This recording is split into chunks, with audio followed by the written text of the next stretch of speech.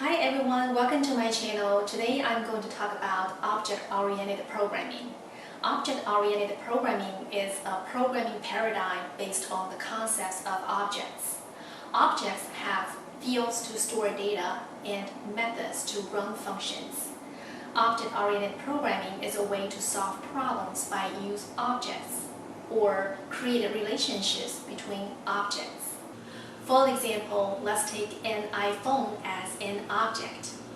iPhone has the properties of brand, color, model, and it has functions of making phone calls or sending messages. The most popular object-oriented programming languages include Java, C++, C#, JavaScript, Python, etc. In order to understand object-oriented programming, we need to know its four characters: abstraction, inheritance, polymorphism, and encapsulation. Let's talk about abstraction first. Abstraction means only showing the necessary details of the object. Let's go back to the iPhone example.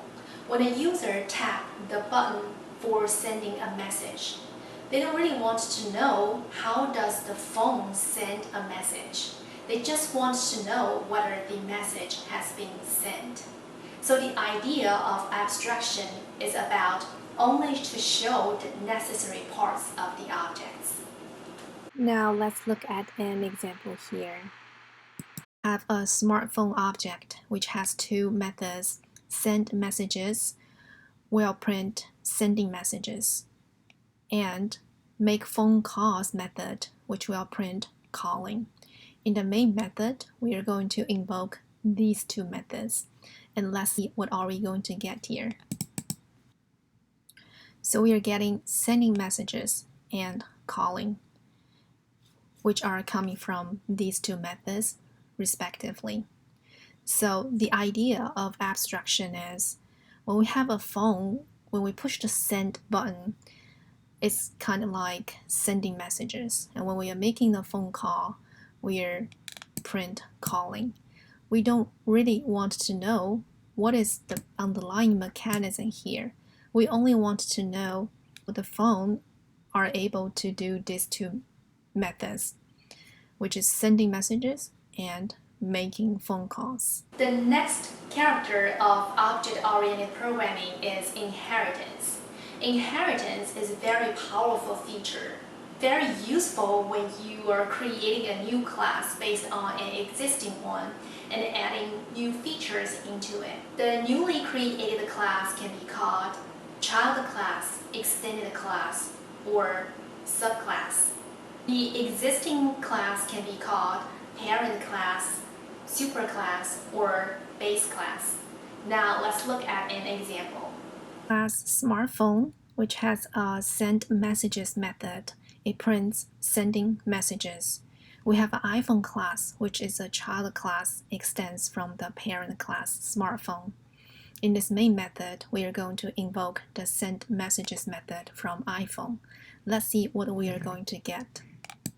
And see we have sending messages printed here, which is coming from the parent send messages method. So this is inheritance. The child class inherits the method from the parent. Now let's see, what if we're adding the sending messages class in the iPhone and we changed it to sending messages from iPhone? What are we going to get here after we invoke send messages? So now we can see we are getting sending messages from iPhone. This is because the send messages method overrides the parent's send messages method. Alright, now we are halfway. What is your favorite object-oriented programming? Please let me know by leaving comments below. Now let's look at the third character, polymorphism. Poly means many, morph means forms. Polymorphism means many forms. So now let's look at an example which will make more sense to explain. Smartphone, which has a method send messages. It prints sending messages. We have two child classes, iPhone and Samsung, which print sending messages from iPhone and sending messages from Samsung, respectively. In this main method, we are going to invoke these two methods from each class. And let's see what are we going to get here. So now we can see they do call each method respectively from these two classes, sending messages from iPhone and sending messages from Samsung. At this point, the hierarchy here is smartphone is parent class. iPhone and Samsung both are sibling class and a child class to smartphone. Now let's make a change here. We are going to change the Samsung to smartphone,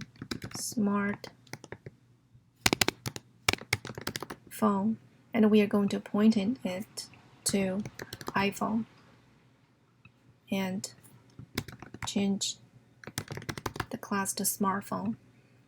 Let's comment this part out. Okay, so now what is this message going to print? Is it sending messages or sending messages from iPhone or sending messages from Samsung? Now let's run this. Okay, now we return sending messages from iPhone. The reason is because we are pointing the parent class to the iPhone. The messages coming from smartphone is the iPhone method, sending messages from iPhone. So this is polymorphism. The send messages method is figured out during runtime. It firstly looks at what object is pointing to, and then it looks at what method is on that object. If it's overwritten, it would call the child method. Now let's talk about the last but not the least character, encapsulation. Encapsulation is built on the idea of restricting data access. Basically, we are limiting data access to the properties or methods in one object from which the other object is calling. Now let's look at an example here. We have a smartphone class which has a string color property. We have a child class iPhone extends from smartphone. In the main method, we are going to change the color from the object iPhone to red. And let's see, are we able to change the color to red? So now let's print iPhone.color. And we can see we get red. So this is actually not a good practice. Generally, you don't want whatever is calling object to directly change that object. So what we can do is by change the public to private.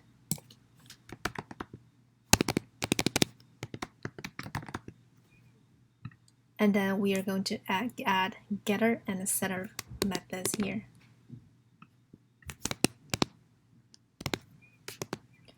The get color is going to get the property color. The set color is going to change the color property. Now here we can access to the set color. Here we can change it to red. And we can directly call the get color method here. So let's run this function and to see what are we getting here. So that's right, we are getting red. So this is the idea of encapsulation. The object encapsulates all the properties, and we can set all the properties private rather than give everyone the access to those properties. And then we can use setter and getter to change those properties. So these are the four characters of object-oriented programming: abstraction, inheritance, polymorphism, and encapsulation. It is a very important subject for programming. Hopefully you enjoyed my video, And please don't forget to click the like button, subscribe my channel, or leave comments below. And see you next time.